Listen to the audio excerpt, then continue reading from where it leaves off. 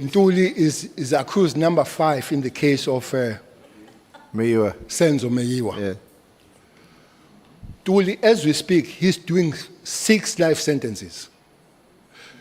He was found guilty and sentenced, but got an appeal, or got the right to appeal and given the bail. When he has been found guilty and sentenced to 6 life sentences, still given the bail. And some of the people that he went after are those that gave evidence against him for him to get life. This is a bail, animal called the bail. So it's a problem for the police, but we're told it's a constitutional right. The second one will be non-cooperation of maybe prosecutors. But just to pause there, it's a constitutional right, yes, because when you apply for bail, it's still just an allegation against you. Now, of course, we've got the chapter 6 where it's murder, rape, robbery. Then the onus shifts to the defense, to the accused. But ordinarily, you've got a right to bail unless the state can show that you're a flight risk or that you're likely to commit the crime again, etc., or that you're a danger to the public. But what we need to understand, is the problem bail, or is it because, for example, the cartels and which seems to be suggested by Judge Tulari in his judgment, like the 28 gang, 27 gang, big year in the Western Cape, that they've infiltrated also the prosecutors and the magistrates. Is that part of the problem, or is that not the problem? Or is it a problem that bail is too readily? And the judicial officers. And the judiciary. Yeah. And the judiciary, at first instance, very rarely, they hear bail appeals, but you don't go to a judge to get bail unless it's during the middle of the night. I think Mlife's one was heard by the judge, eh? What's that, General? 3K Mlife one was heard by the judge. Yeah. And they granted it. Well, okay. So I'm saying it is rare, but it does happen. SC, it's a problem. I'm not a lawyer. I hear the Schedule 6, the Schedule 5, that if you repeat and all that, lawyers can talk on that. But I'm saying, if you are going for cash heist, you prepare. Part of your preparation for cash heist is to eliminate whoever is on your way. So you don't carry the broomstick. You don't carry the yellow dust. You carry things that will give you an upper hand in dealing with that. Hence, police die. Now, you go for the first cash heist with all those things. You go for the second one, you got the pay. You go for the third one, you got the pay. It's a constitutional, I'm not denying that. But what about the police, that they arrest this person and they still have to encounter the same person on the field and they exchange fire again? The third time they encounter and they exchange fire again. What about those? It's not the magistrate or the judge that exchange fire there, or the police. Maybe it's unfair, maybe it's a constitutional, maybe it's a legislation thing, but it is a problem for the police, that kind of thing, especially those serious cases. Many people that rape and kill are on bail, People that maim, rape, and kill after they've been given the bail for the same thing. So I'm just making the point, I'm not talking about changing or right or wrong, but from the side of the police, that will be the problem. So what Mkhwanazi is saying is not the first time. Hence, it will be important that those things are investigated. But the other thing that would have been there are police officers, many of them, that have been arrested before Mkhwanazi made the statement, which then confirms the case that there are police that are corrupt, but there are prosecutors too. You see, especially this province, there are prosecutors that they say they can't give that. If you say enroll the case or you get the warrant of either arrest or what, they say, no, I'm not going to put my job on jeopardy. Here, there is an interesting case here where the warrant of the search warrant was given to search one gentleman called J.P. Smith, his premises. But the very same magistrate who gave that, when it was taken to court, he refused to give the evidence that indeed I did. So that is that fear fact that Judge Turan is talking about. So sometimes I get worried that this process concentrates on police when the allegation by Mkhwanazi was across the justice, when the pronunciation by the judge was across justice. But I do find that the concentration here is on police, and let other people go.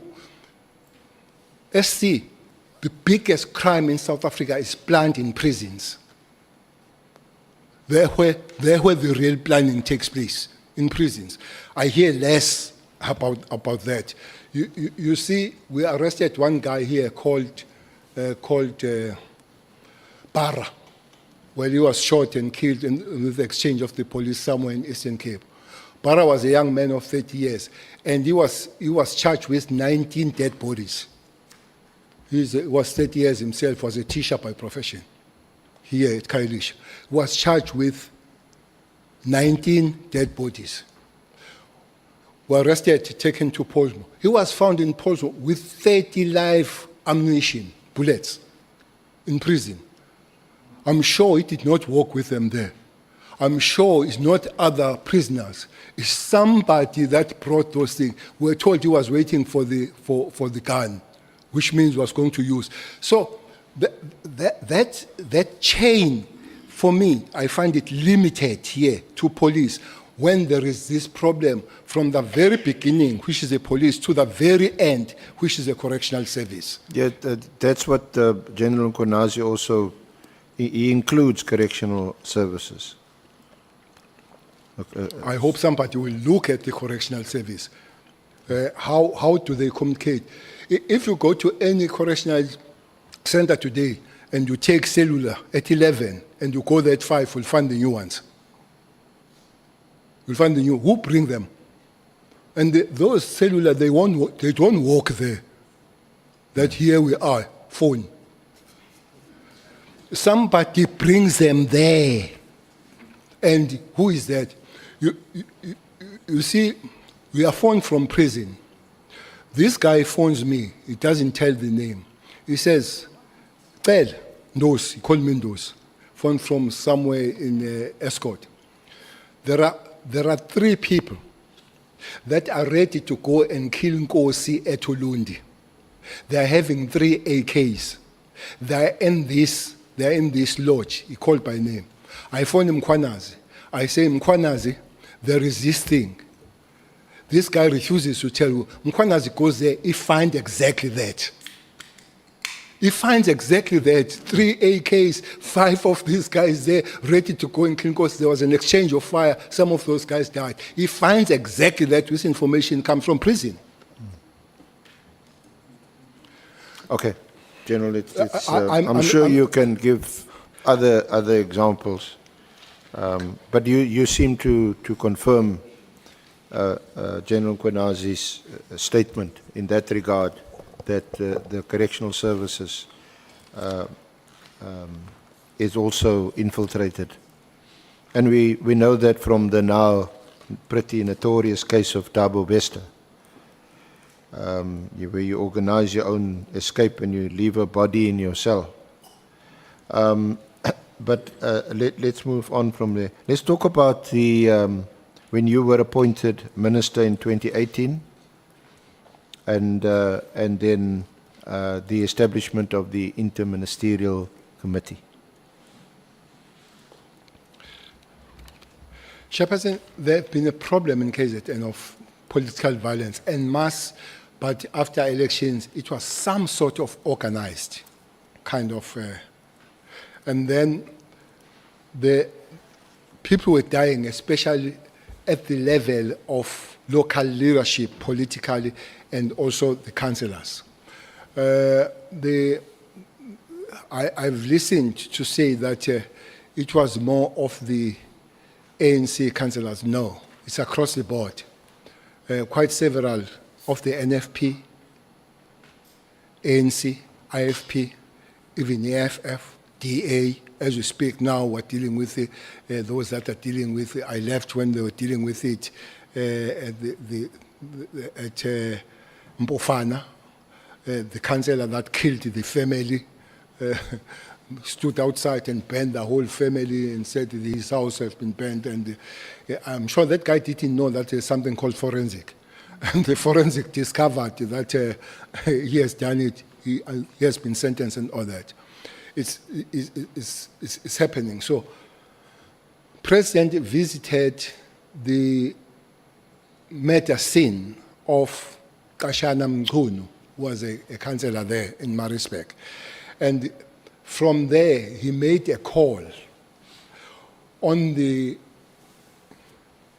ministers of, I guess, were 4 ministries. That was police, defense, justice, this was together with the correctional service, and state security. So he says the ministers of these ministries, for me, interministerial is made by ministries rather than ministers. That's my understanding. That interministerial is made by ministries. Why so? Because those ministers immediately went to KZN. Was a Minister of Police, Cele, was a Minister of Justice, Masuta, was a Minister of State Security, Duba. The time was a Minister of Defense, Mapisa Ngagula. And then, when the elections came, and then there was a Minister of Police, and there was Minister of Justice, who's not Masuta now, but Lamula. There was a minister later, Mdise, and there was initially, there was only a deputy minister when it comes to state security, which was Zizugodwa, and later Nchabeni came on board. So they continued with the aerial because these ministries were there. So interministers is ministers that move, but ministries, they stay there, and whoever is there continues. That's how I understand. So what was the mandate of the interministerial committee? The mandate was to go to KZN, specifically, sort the political violence, the matters that were taking place there, which were quite bad. Almost every week, a political figure was dying there. So, was to go there and sort that thing, investigate, arrest, prevent, and stabilize the province. So when we went there, there was a committee, or there was some sort of a team that was provincially working there, led by General Qiliza, and then there will be Brigadier Makashalala, who is here in Western Cape now. There would be Chiga, who was a head of intelligence in KZN. We sat there as this interministerial. We were given the report. We all agreed, without taking it further, that there is a zero work on this death that is happening here. So we had then, according to the interministerial, try to start something better. So different ministers had to work on their departments. I remember that there was a big meeting of officials that was called. I can't remember, but Dr. Kulube was in defense, were there. I think the DG of Justice were there. The DG, National Commission or Provincial Commission of Correctional Service were there. Those officials, they had to go and hash the plan and report to the interministerial. How are they going to do what the interministerial, under instruction of the president, had to do? So it was a multidisciplinary team that was going to be established Indeed, from different departments. Exactly so, exactly so. But most prominently would have been the police and prosecutors, because prosecutors had to direct the investigations. But one department that is not mentioned now and again that played a prominent role was correctional service. Why correctional service? Because people arrested, they still gave direction from prisons who to eliminate and all that.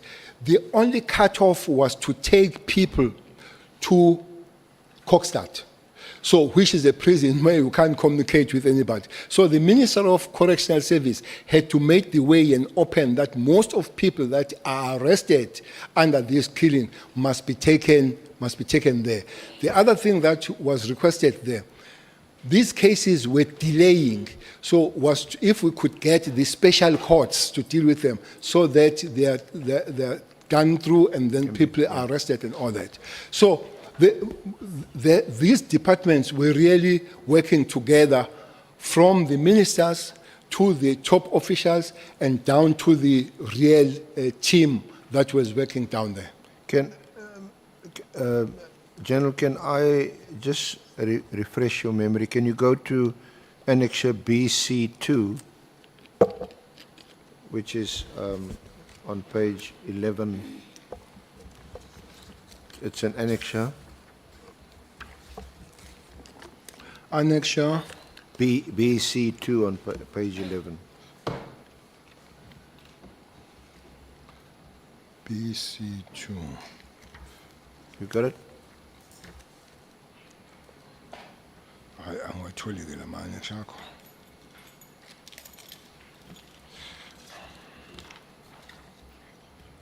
Oh, okay.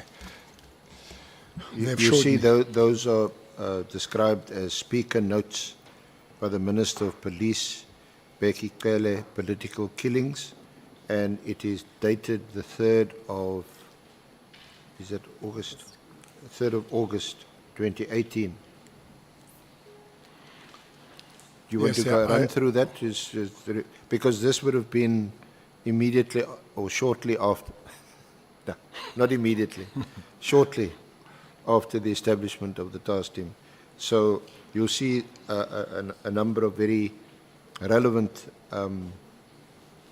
aspects of the Interministerial Committee dealt with there, to refresh your memory. Yes, I do see. And as you read down that, the team comprises of 126 members led by Acting Provincial Commissioner, Lieutenant Mkhwanazi, and Brigadier Ngwenya and Khumalo. The National Prosecuting Authority has also dedicated 16 experienced, seasoned prosecutors. So from there on, the team kicked in as an interministerial or a multidisciplinary approach. So others would follow, like courts, but this one immediately kicked in. And at the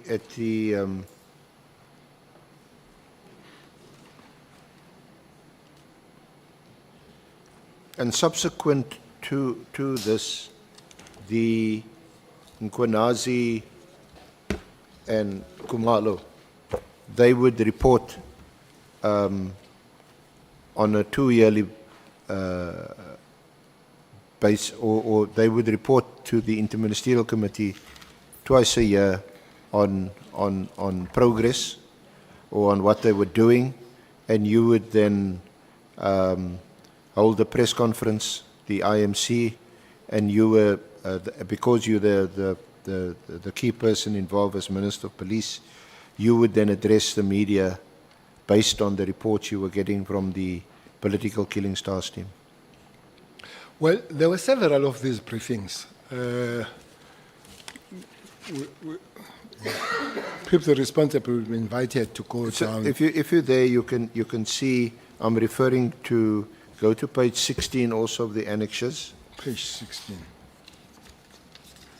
annexure BC3, starts on page 15, and you can, there's a summary of the media briefings Yes. and your Yes. statements on page 16, 21 May 2018, 3 August 2018, that's the one you just referred to, 13 September 2018, March 2019, June 2021, February 2022, 6 September 2023, and I think your last press briefing was in March. It's not here, but in March 2024, that was the last press briefing. Well, initially, these briefings were intense because of the work starting, but as the work happens, they become a bit slowly. But the members of the IMC will go and be briefed. Mostly will be briefed by the officials of the departments, having been briefed by the task team. There will be members of the task team, especially the higher echelons like Khumalo, like Ngwenya, like Mkhwanazi, and all those, and those that would have been invited, and the prosecutors and the people from correctional service. I remember that Nhlanhla would be there. So that's how it would happen, and then there will be a media briefing. The media briefing, most of the time, it would not be sitting alone. There would be other members of the task team sitting there and giving update of what has happened with the task team going down, and that last meeting would be the 5th of September 2023. But that was not the last activity. The team itself was invited, the PKTT.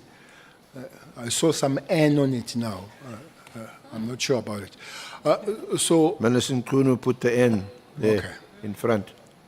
I don't know N. So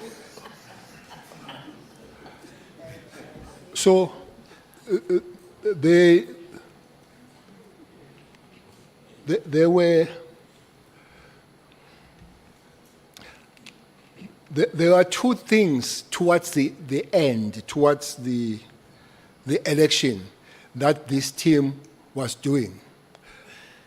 There's a major operation that they do at Kwanongoma, where Mkhwanazi comes from, where in the municipality, they have arrested the municipality manager, the finance manager, and the supply chain manager.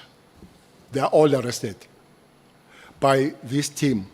So I had a lady called Diaz asking. Before you get to the Yeah, lady called okay, Diaz, fine.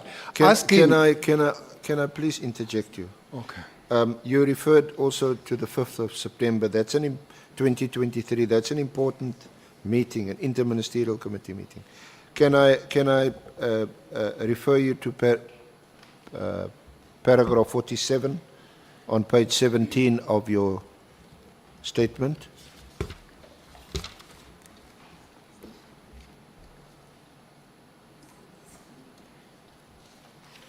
Right. But this is 17.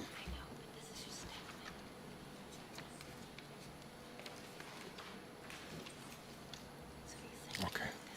Because this is important in the context of Minister Mchunu's evidence or contention that the PKTT had been dissolved, Okay. and that it was, according to him, an illegal, unlawful structure since 2022.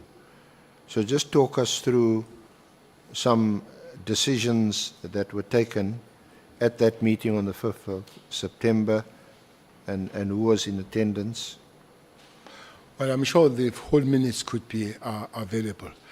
So, present in that meeting, I think it was Tele, Nhlanhla, Matale, and Mdise and the Premier of KZN apologized. So that was interministerial then.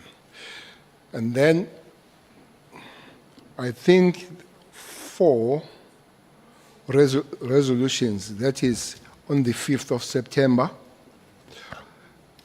it was attended, it was Nhlanhla, Matala. But if you go to resolutions, Yeah. 47.1, the first resolution was that Minister Nhlanhla would engage the NPA on the matter of dedicated courts for political killings, which means there are activities of this committee that are still going on, have not been accomplished. One of them is this court issue. The second one is, the second resolution was the Minister Nhlanhla was to deal with the issue of transfer of prisons to Kokstad prison. There was a problem there. They will be transferred, and unknowingly to the team and the investigating officer, somebody will take them back to where they come from and continue with their activities. So the minister had to deal with this, that those that are taken to Kokstad, they stay in Kokstad. Fourth one was that, third one, resolution was the success of the PKTT would be communicated in the media briefing to be held on behalf of the IMC. The media briefing eventually took place on the 6th, 2023. Obvious. 4, the final resolution was that the PKTT could not dissolve and that it must continue. That is the 5th September 2023 decision taken by the interministerial. Okay. So, what is your response to Minister Mchunu saying that the PKTT was disestablished By who? already since 2022? Disestablished by who? Well, it's not quite clear what he's saying, who said so. I think we have asked him, I think honourable members of the committee asked him, and that it's an illegal structure. The president instructs the ministries. The ministers go there. The ministers call their relevant top officials of the department to bring all components together. They come together. The team is formed. The team starts the work, and will agree. Maybe you are not going on details of the success and all that. It continues up to the end of the 5th administration. Comes the 6th administration, it continues. And these interministerials, as these ministers, the new under the ministries, they are there. And it goes for election 2024. This is there. I don't remember anywhere as the chair and those that we're working with talking about dismantling this team at all. What I would also remember is that, I guess, if I'm not mistaken, on the 7th of March 2024, the same team went to brief the president about the activities that they were doing in Fort Hare, since it was requested by the president to look at the matters of, we can come, how it came about on that one. So this is now March 2024. We're going for election March, May. So this team is still active. I don't remember anywhere as a person that was almost involved at all in the understanding of activities. I don't remember the team being disbanded until I saw the letter that was written on the 21st December. The 31st of December. 31st of December, when we're drinking and dancing. Now, your view is captured at paragraph 49 on page 18. Paragraph 49. Yeah, on page 18 of your statement. Okay.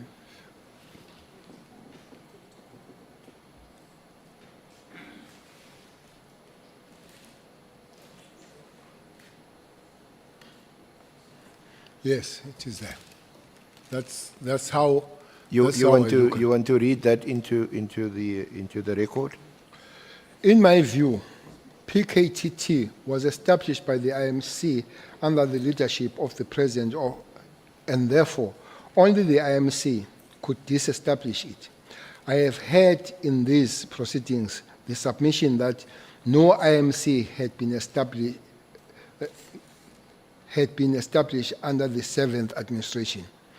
I submit that this argument is incorrect. The IMC consists of ministries that form the multidisciplinary team, not the political incumbents, the ministers, who may change with each administration. The IMC, therefore, continued to exist even under the 7th administration. The Minister of Police, therefore, had to consult with the IMC that had established the PKTT before deciding to disband it. Any disestablishment of PKTT would also have to be done in consultation with the departments that form part of the steering committee of the IMC that had oversight over the PKTT. I can add to say there is also a JCPS cluster. If maybe it's not very clear with the with the existence, JCPS cluster, which Minister of Justice and Minister of Police are co-chairs. It could have been discussed there. Maybe if really it doesn't, it could have been, the clearance could have been sought from the President that there is this, what do I do, does it exist or not? But you cannot just one swallow that makes summer here. Which is a Minister of Police that does not take on board the rest of everybody that is there to talk about this thing. I'm not going to make a conclusion whether it's illegal. I'm not a lawyer, but procedurally, I do not agree with it. The way that it has come through, it should have reversed the same way back. That will be my argument. We're going to go now to the Minister's Directive of 31 December. But just to round off on whether or not the PKTT is still in existence, you recall having I'm not sure whether you call it a discussion or just out of interest, that you spoke recently with the Minister of Justice and Constitutional Development, and on her, as it were, job description, the PKTT was still one of the functions allocated to her as Minister of Justice and Constitutional Development. Well, as you minister, you join, I think your officials will take you through. And it starts with maybe the handover from your predecessor. The time is short. It took me 2 hours with my successor. So there is a lot of things. But then you go to the officials of that department, and then they'll tell you the duties. It does, hearing from Minister Kubai, it still does come through as one of her jobs to be part of the IMC on this one. That would be my latest information. Yeah.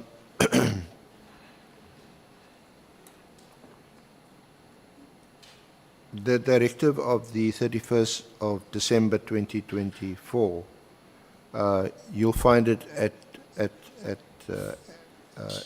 next to your statement as Annexure BC4 on pages 49 to 50.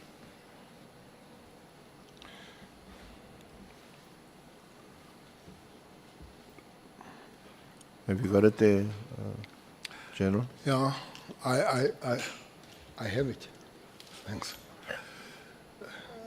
When did you first see or hear of or were told about this directive, and what was your reaction, your response? Chairperson, there is a funny chain here. I don't know how I got in the group of Michelle.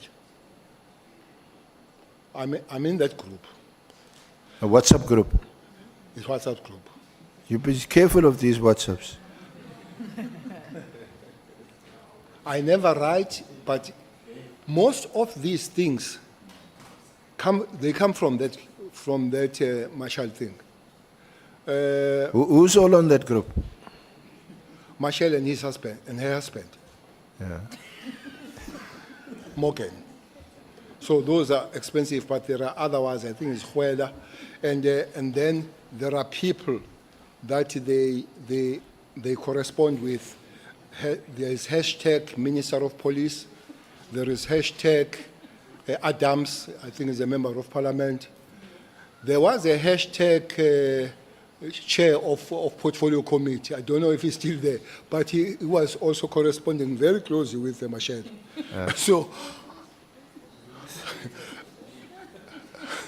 So this Michelle, so you get these things, but because I don't write, I don't say anything and all that. I don't think they are aware that I'm there and reading these things. Some of them are big about me personally. That how criminal I am. So, but I don't ask anybody. I sit and I look how criminal I am. So keep quiet. But Michelle, you know, we'll come to that letter that was written by Meriti Haas, writing National Commissioner on the 22nd of January, asking him, why have you not implemented the instruction of the minister? This is Diaz writing National Commissioner.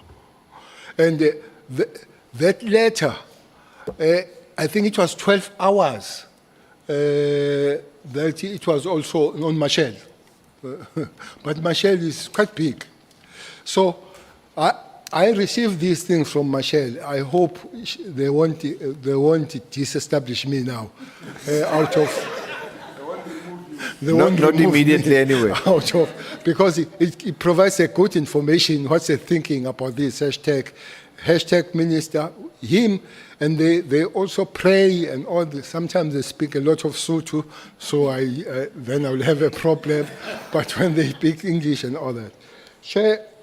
So when I saw this letter, I said, but this can't be. This can't be. There are three elements there, which is Ebola issues, no much discussions. One can come on that if it needs to be. There is a crime intelligence, which had no discussions much about it. One can come on that, which can be. The real one that has taken the center stage is a PKTT. So when I looked at the letter, I said, but this can't be. The letter opens 3 political task giving. The first word is in 2019, which is wrong. In 2019, that is wrong. A directive was made to the National Commission of Police following Morano Commission. That is wrong. There is no direction made to the national. The direction was made to the interministerial. That then invited other people. And it was not after Morane. It was after the president has made an announcement in Maritzburg. Later he came to Parliament, but earlier has made that standing on a white hippo, saying these ministries must go there. So this Morane can't be correct. Then they say it's flowing from there. The Interministerial Task Force be established, and is not the forces in the ministerial committee. The key mandate was correct: stop, investigate, resolve unresolved matters, which is a stabilization of the situation. That one is correct. My observation in this regard, which should not be the individual observation, it should be the observation of the committee, I guess. Is that further existence of this team is no longer required, nor is it adding any value of policing in South Africa.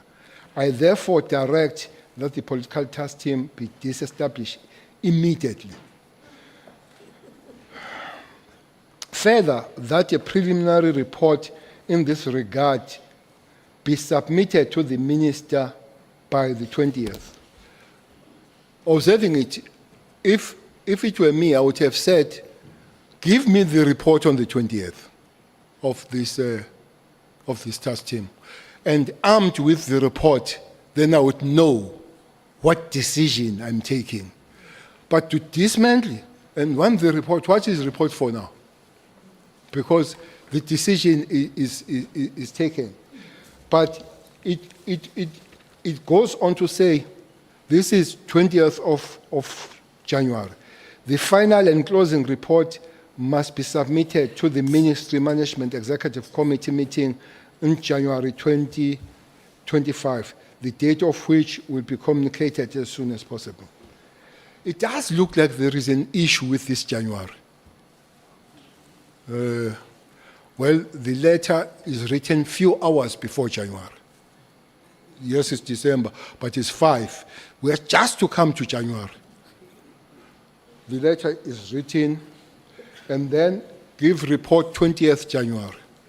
I don't know if the letter did come, the report, but 22nd of January, Mary Diaz writes the letter to the National Commissioner, and Moses, asking him, Sorry. have you done General, what... sorry, Honourable Chair, can I just point out to honourable members that there is a small, sorry, there's a little bundle with 2 documents attached. The Mary Diaz letter of 22 January 2025,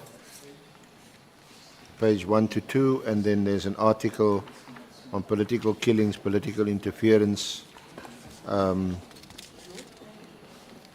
which is written by a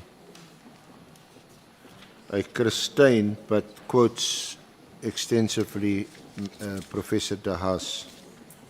Have you got that, General? That's the letter you're referring to. Yes, I do have that letter. I do have that letter. National Commissioner Self-Lieutenant General Masimula pre-email good. That is 22nd January 2025. The headline says, your failure to follow ministerial instruction and disband the political killing team is impacting negatively on the crucial policing work in KwaZulu-Natal. So that is a letter which I think paragraph 3 says, according to a report I have just received. I don't know you received this report from who? Mary Diaz. From concerned police or from concerned members, detectives in KZN cannot take exhibits to Pretoria laboratory because there are no funds to travel, the funds allegedly having been diverted to the political killing team, leaving crucial evidence, e.g. drugs, firearm, DNA, and cell phones in the province contaminated. 4, in other words, if these allegations are true, the Provincial Commission KZN is complicit in ignoring instructions given by the Minister and obstructing regular policing activities in KwaZulu-Natal. Please investigate and report to the Minister and Parliament immediately. Immediately.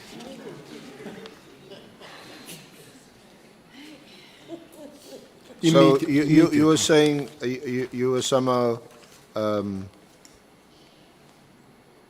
suggesting that there's a whole confluence, a whole getting together of factors in January 2025, immediately, shortly after the directive of 31 December 2025, which you found quite... It does look like there was something about January.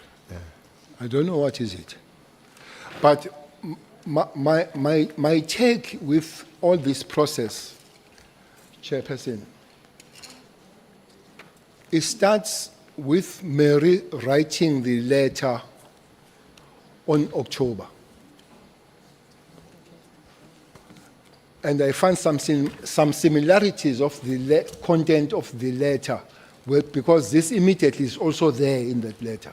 That letter is on pages 51 through to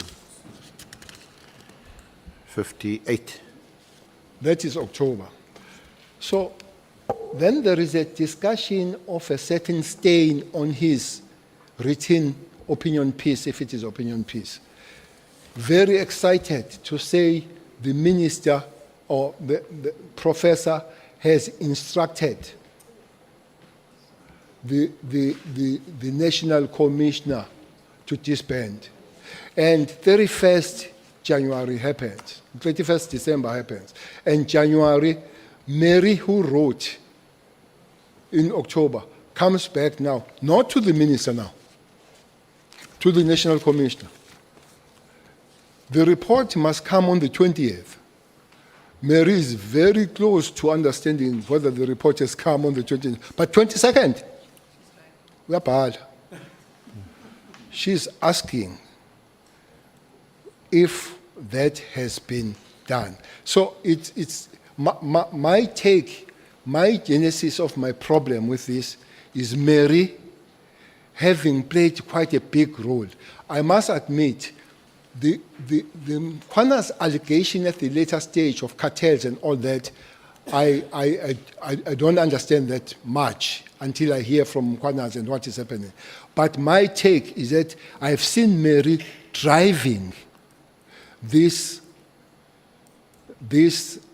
process of disestablishment of this. I don't know what is her interest. Maybe it does link with the later one. I don't know. So people can check. But also, I find that January has something to do with the disestablishment. Okay. That's my take on this process. Yeah, but we also see that in a subsequent letter, make those suggestions about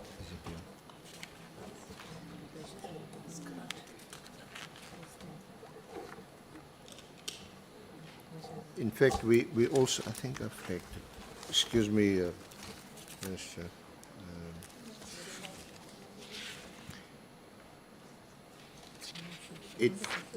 It's the same. If you go to page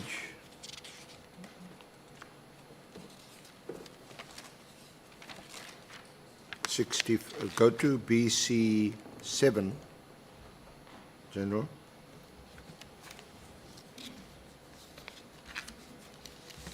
Which is on page 65.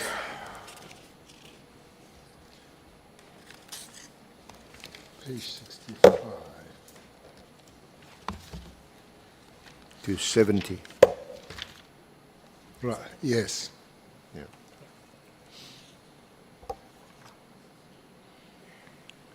Where she makes, if you go to the bottom, well, the document which appeared in the KZN Monitor, it starts off with reference to the 31 December 2024 Minister Mchunu's directive. And then she says, a few lines in, it seems though that the ministerial instructions are not being followed, as certain apparently specifically selected members have not been redeployed to the units from which they were seconded. and that at least one new case has been opened by one of these members. Information has been forwarded to the Minister's office. So it seems as if she's privy to information that's been forwarded to the Minister's office. Then Yes, well, in the last paragraph, she said there was no good reason for establishing this team in the first place. You see that? And then on page 66, the second paragraph, contrary to constitutional principles of transparency and accountability in government, questions about the structure and command of the team have never been answered. Would you agree with that statement? which one is that? Yes, sir. So, Which General, statement is that?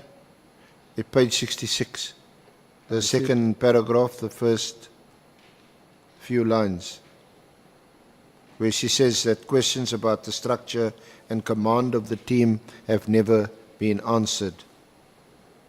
Yes, I do And see then she refers to you. She says, when soon after it started operating, questions were posed to team members about who was in charge. The response was that it was then Minister Cele. When the Police Portfolio Committee was asked about it, the late Jumat Peterson claimed not to know about what was happening. However, she agreed that the minister should not be operational. Despite ongoing complaints, no interventions to remedy matters followed. When the team was initially established, a detective was in charge, but even at that stage, members were coming and going. When the detective retired, then Brigadier Khumalo was put in charge by Cele.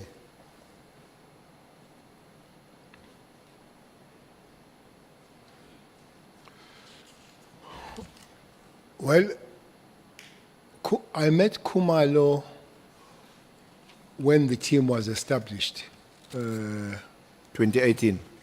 2018. I didn't know him before that.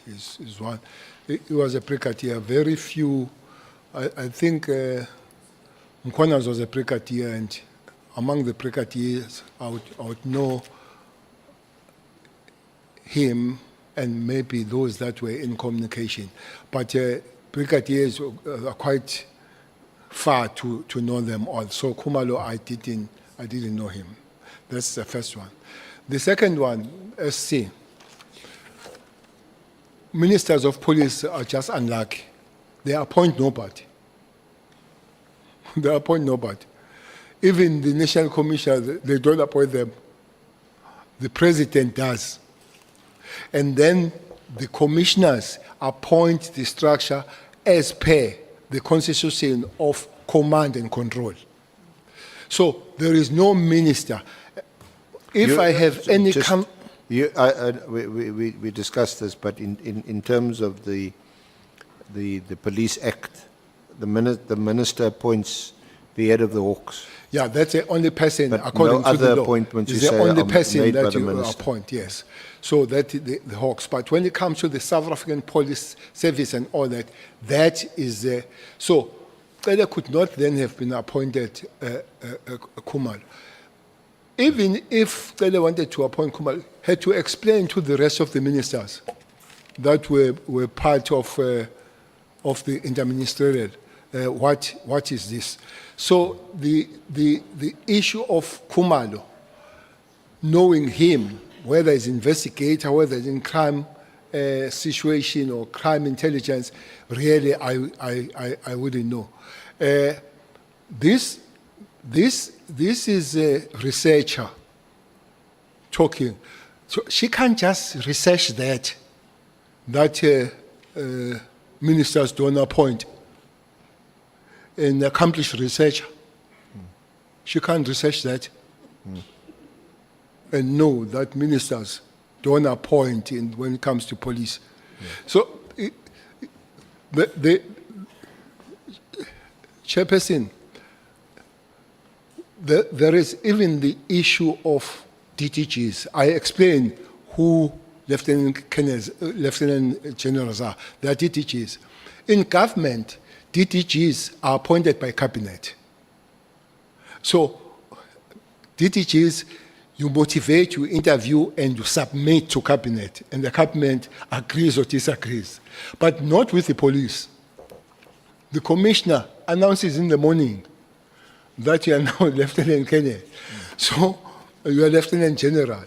And I think when I was a national commissioner and became the minister, I raised it to say, I find it far-reaching that a single person can appoint a DTG. DTG is very senior. So if he's appointed by you alone, really he will save his job by respecting you and not doing his job. I think it's even unfair to the DTGs to be appointed in that simplest way and all that kind of thing. Maybe it is on that score that my predecessor, Sambalula, came with the regulations that commissioner can appoint at the level from Major General in concurrence with the ministers. So that came because there would be many generals around here that you don't know when they came about and all that. But this concurrence does not then stop the commissioner, which is his constitutional and legislative prerogative to continue and do it. So, early coming to appointing Khumalo, when he can't even appoint Masimula, a researcher must know that, especially if it is an accomplished She claims researcher. that you appointed Khumalo also as the head of SAP's crime intelligence in 2022. And she questions how he could be the head of intelligence, crime intelligence, and also the head of the task team. As I've said, that maybe that could be answered by a person who appoints those people, which happens to be a national commissioner. Okay. Now, what is also, because I suppose at this stage you can only suspect that Professor De Haas has some or other role to play in the ministerial directive of 31 December. But what is also quite interesting is that yesterday when the Minister Mchunu concluded his evidence, he made two recommendations to this honourable committee. One of them is that the three oversight bodies currently in place at as part of the overall security apparatus, IPID, IDEC, DPCI, that these bodies should all be merged. What paragraph is there? Yeah, I'm just paraphrasing, but you'll find it at page 52, which is in her letter of 31 October 2024. This is one of those letters which the minister says informed, amongst other things, not everything, there's a whole range of things, but this is one of the letters that informed his decision of 31 December. But here she says, if it were feasible, it would be to establish an ombuds oversight body headed by a retired judge of integrity and extensive experience in the field of criminal and policing matters.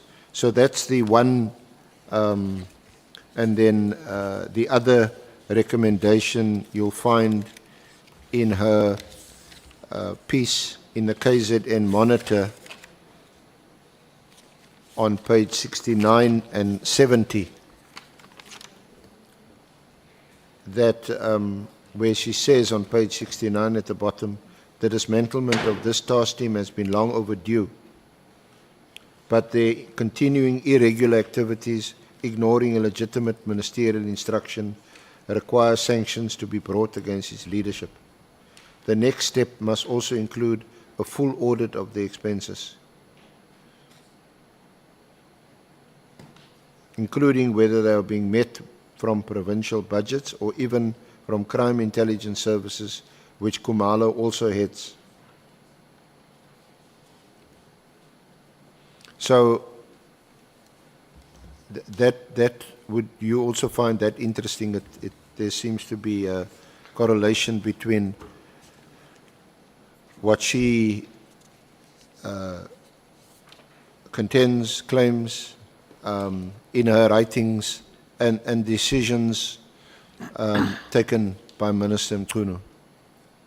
But further reading there says Parliament, the Minister and the Auditor General Yes. must demand full financial accountability for all the money which has been Yeah, spent. she demanded on that the task team. Auditor General do a full I think audit. those were last recommendations made yesterday. They tally with what is coming from what Mary Dihas is saying.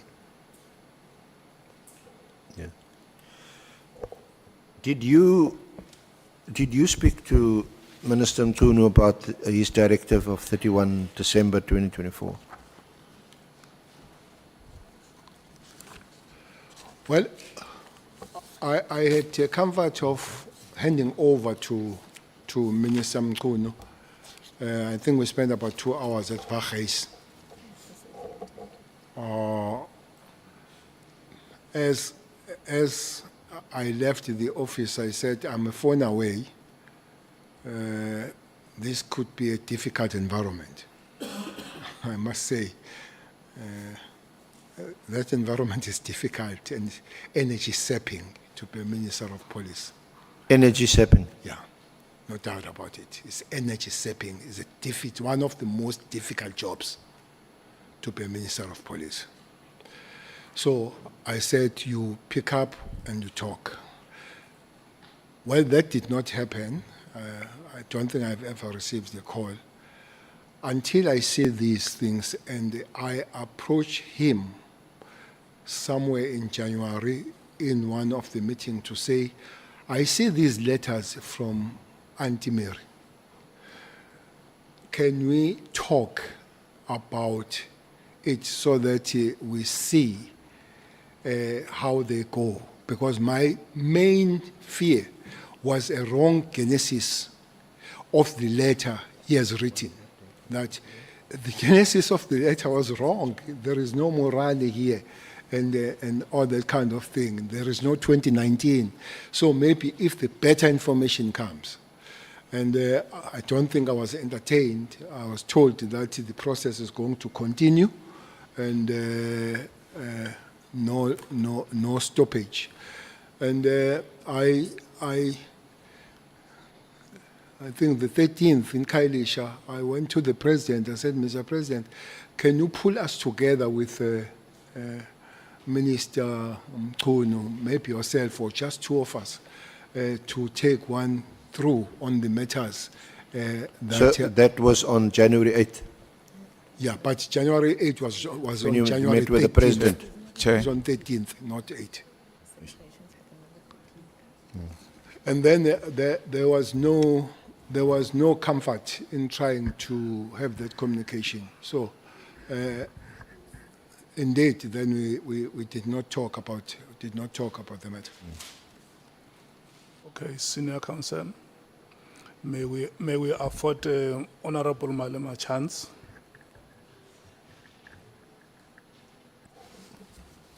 Chair, I was asking if someone has got a picture of Mary Dihasi to put it there. Auntie Mary.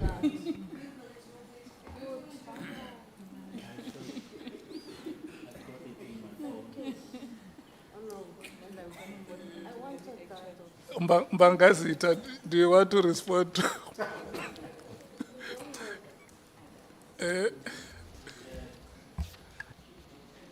Yes, Honorable Chairperson. No, I was actually saying that I've got her picture on my phone. And I can volunteer to actually share it with him.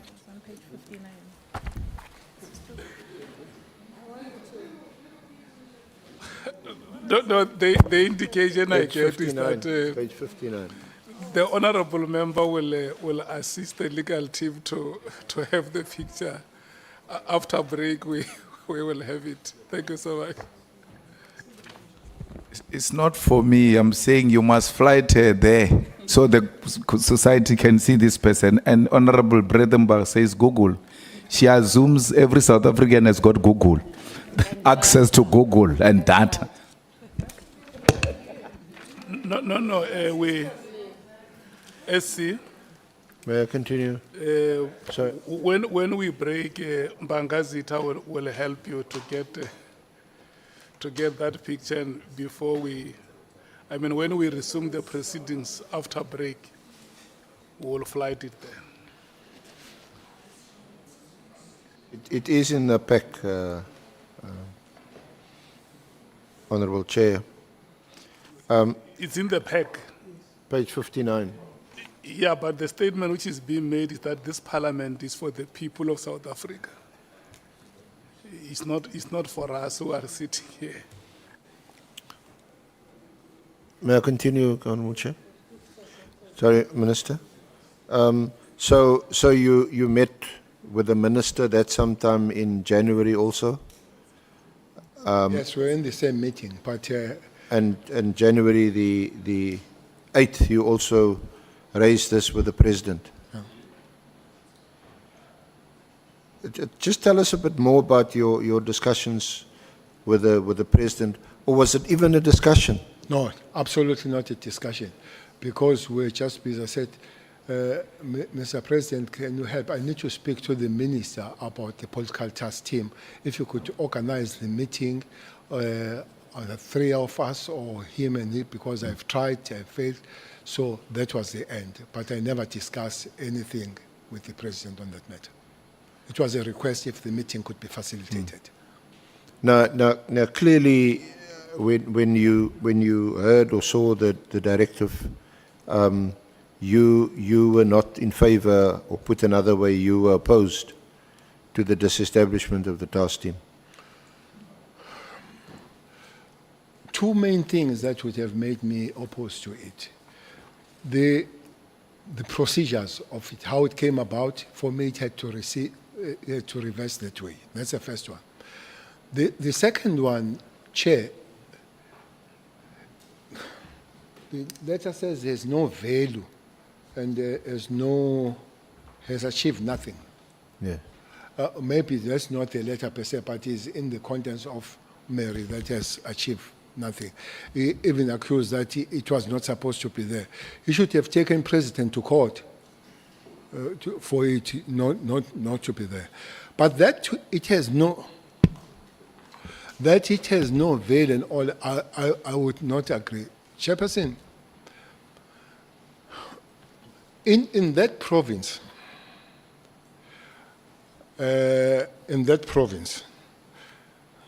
Mkhwanazi would know. I'm not going to talk about him and me. But in that province, things do flare up now and again. The mandate of this team is to investigate, arrest those people, and create stability. So here they say its work either is done and all that. It's not done. There are cases there. One of the biggest cases that the team is dealing is Nongoma, where the manager, the finance CFO, and the supply chain, they are arrested. Their arrest, as Mary argues that they are not supposed to, their arrest comes from the matter of Councillor Mchunu, a 75-year-old. I don't know what's wrong with Councillor Mchunu, because President announced on Councillor Mchunu. So there's a 75-year-old Councillor Mchunu that was killed at Nongoma of the NFP. And then when the investigation was done, it was found that the money was paid through the structures of municipality to Ingabi, to the hitmen. That's why they are arrested. So that case is still under investigation. Those people are going to court. If you disband with immediate, what happens to those cases and all that kind of thing? And the further investigation. Secondly, this team must create stability. Chairperson, through you to this. Half of eThekwini councillors are guarded. Those that come from eThekwini would know. Are given protection because they fear to be killed. Mostly there would be ANC and IFP. They are still under guard. Municipality pays extra money, pays extra cars for them, pays extra SMT, pays overtime for those policemen. So this stability, for me, is not there. I don't know in other places, but councillors are still under guard. So which means, while a lot of work has been done, but the mission has not been accomplished, maybe I must say so, because there is this argument that there is a time bound for this KTT. I agree. But task teams and operations are based on two things: on timeline and the accomplishment of the mission. It's not because it's a timeline, so we say 6 months, and 5.5 down the line, people, they shoot each other, said, yeah, guys, we said we stay 6, we are going. No. If the accomplishment of the mission comes early, yes, we can even go earlier. But if it doesn't, those that have authority to extend, which I guess the National Commission would do, it will be so. For me, it can't be measured with the situation that is one councillor. To me, it's a very costly measure to say, because one councillor has just been killed of late, it can go. It is. There should be stability to say, we are sure now that everybody that is causing trouble we have dealt with. KwaNongoma, there was a time when all councillors of all organizations were sleeping at Richards Bay. When the night falls, they get in a bus or taxi, they go, it's 116 kilometers away. They go and sleep there. What stabilized them to come back? There are two things. Those people who were arrested. So there's stability to Nongoma. But is that stability all over the province? No. It's not all over the province. As I'm saying, that people are guarded at eThekwini and at a big expense, the councillors. 2 months ago, when I passed at Kwamash Hostel, the councillor there, Gwala, was escorted by the police, people chasing him literally. He's an IFP councillor chased by IFP people. So don't tell me that there is a stability that you can come. So when all those people are removed, for me, then that will be established. Then the mission will be accomplished. What happens if you withdraw them and then there's a flare up again? You go and constitute them and all that kind of. So I don't agree with having no value and mission having been accomplished. So without wanting to put words in your mouth, you seem to say that one shouldn't just evaluate or analyze the successes or otherwise of the PKTT in terms of the number of arrests, the number of prosecutions, and how many years people were sentenced to jail.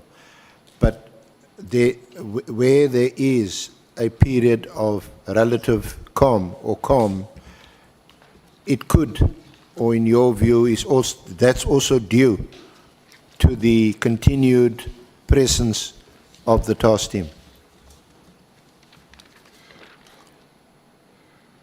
But the letter itself does say the key mandate was to stop, investigate, resolve the unresolved. Resolve the unresolved, which means it is understood for the fact that people are still guarded.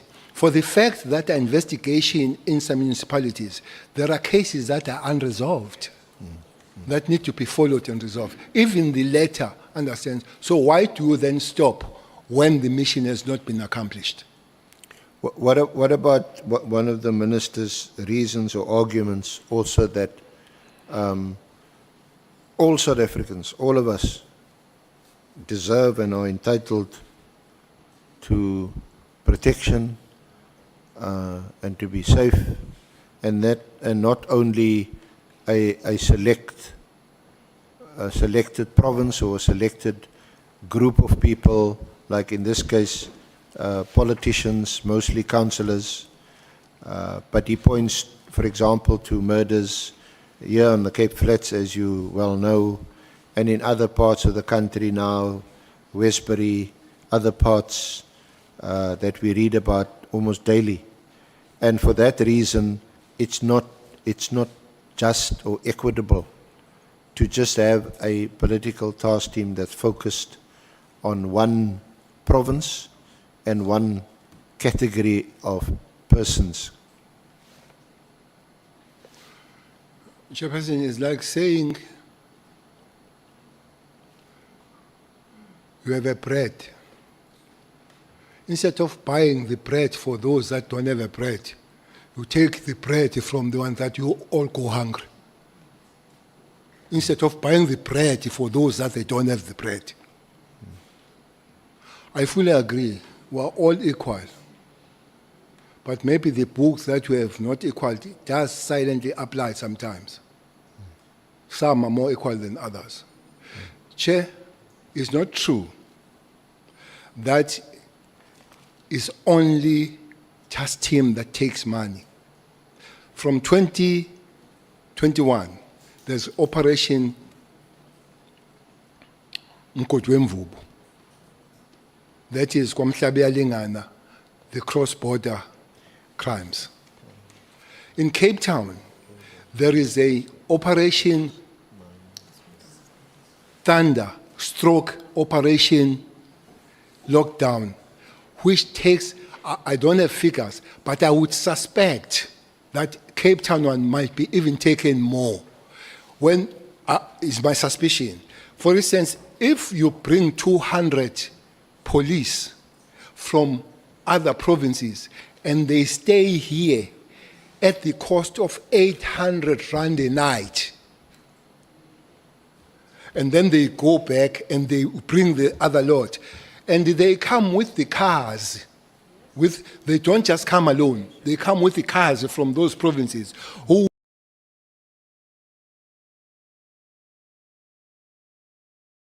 would, and they will get over time the allowance that they're not at home. I think is a lot of money. So for me then, it could not be the question of money. It should be then the question of safety of those people. To say only one councillor has been killed so it can withdraw, I hope people they're not going to say is sour grapes.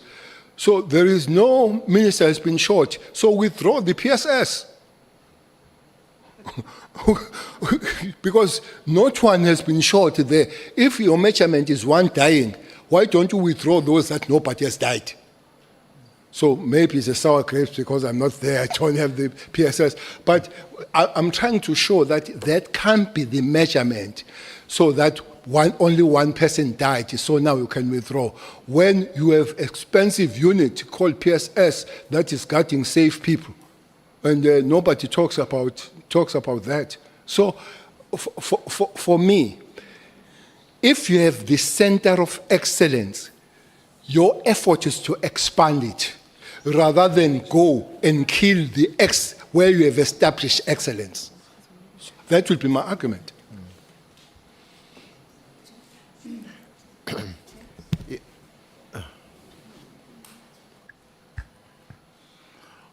Honorable Sangwe.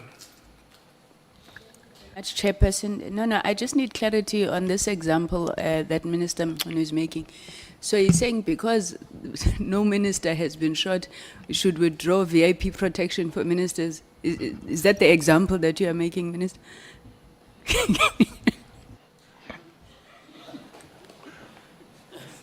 No, Chairperson, I hope it's not sour grapes. I want to make this disclaimer. I'm saying, if the measurement is that we withdraw the focus in dealing with this violence because only one person has died, we can also withdraw where there is nobody that has died. There is no minister that has been killed. So withdraw from those that are not dying and leave a little bit for those that are still dying. That's what I'm saying. It's hypothetical, but that's what I'm saying.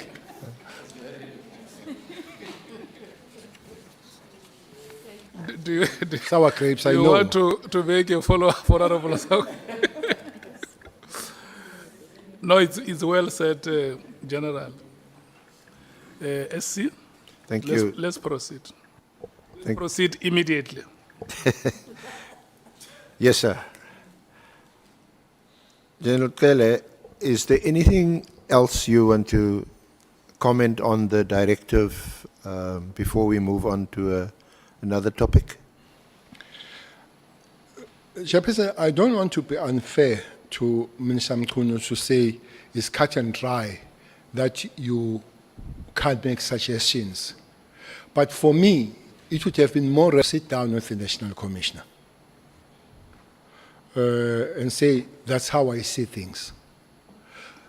Just to get some outside influence with a very tough language to say, you instruct. Ministers don't instruct national commissioners. We can sit down and put my ideas and say, but Minister, it is not so. Operationally, there is 1, 2, 3. I said, well, I didn't see that angle. That was a blind spot to me. But 1, 2, 3, that's how I see. So I think, Chairperson, they are quite. Let's take this PT without N. So let's take it and you say how it came about, but further discussions. So we go to the funeral at Nhlanhla of Judah, who was killed there, on a very, very angry funeral. They say, you go and fix this thing. So is the people there, sitting there. And the Minister of Police, they say, we are not going to talk here. Finally, they say, talk and talk what we are going to understand. Tell us how we're going to fix this thing. Minister of Police did not go and open Operation Mkhwanazi. He went to the National Commissioner and said, we have a problem there. How can we deal with those matters? National Commissioner has a right to say, this is my way. So he needs to operationalize it. But I can't come and say, General Kumalo, as I see now, we go with. Even the commissioner, that maybe our relationship of working was not all not that warm, generally is told. When the Senzo matter was done, it was General Stoll who came with the idea and the people of the cold cases. It was not minister. So for me, it does need a better work. You don't have to be friends with the National Commission. You don't have to be friends. But it does need, otherwise you end up being unconstitutional, breaking the legislation and all that kind of thing. So for me, that would help next time that all ministers and national commissioners don't be friends, or don't be friends, drink together and all that. But remember, we are here to work together. For me, that would help. Just good old-fashioned consultation, conversation, discussion, interaction to find a solution to a problem, And the legislative space and constitutional space, to be respected. yeah, to be respected. That maybe will come, because there was a discussion here of the devolution of powers. I thought for some reason the committee put the provincial commissioner on a political arena. For me, that was a hell of a political arena for the provincial commissioner. The constitution is very clear, says the police will investigate, combat, uphold, and enforce the law. The constitution doesn't come close of rearrangement of the constitution by the officers. I think the national commissioner there was put in a wrong arena. Unfortunately, the arena that he was put on is an ideology of some political parties. So I could see pushing him to push their ideology. I really sympathize with him. Just briefly, what was your relationship with General Satole initially when he was the National Commissioner, and then subsequently General Masemola, who is the current Commissioner? General Stole, we were really working, but I don't think we were warm. General Stole was appointed a month before the election of the ANC National Conference. So there was this thing of appointing a month before this happened. Mkhwanazi was appointed a month before the National Commission comes in. Stole was appointed a month before we're going for elections, which you know that will be there for a year, but you appoint a person for next 5 years. So maybe there was that, but as we came, there was a big issue of Stole of illegally purchasing of a grabber, which looks like him and Minister Mbalule, they have agreed to purchase the grabber. The grabber is a listening device to you here. And unfortunately, it was used to me, the grabber, whatever the grabber was. But it was used. I was illegally listened by my police, led by Mkhwanazi, from December to March 2010 to 2011. So I was listened. So it's something that happens. It's supposed to be. By the way, maybe that is another legislative that legislators will have to look at. If they want to get this 205 to listen because there is a project, what police do, they take a batch of the people they want to listen to the judge, and the judge grants the permission of the badge.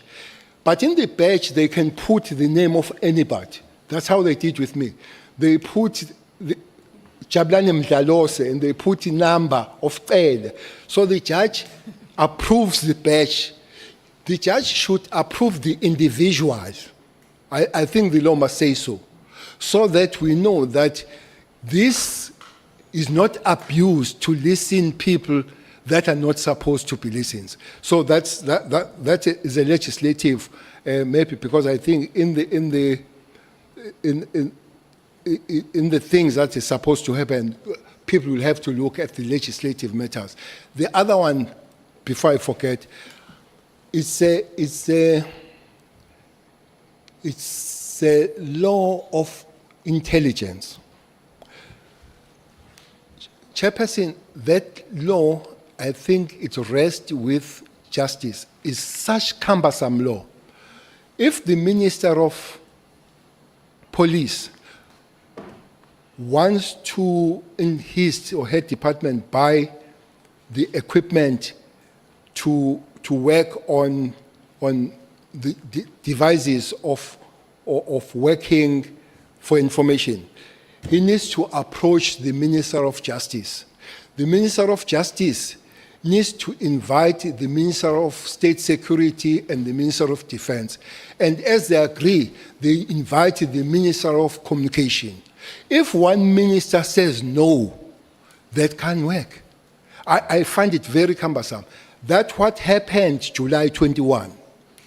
That's what happened. That the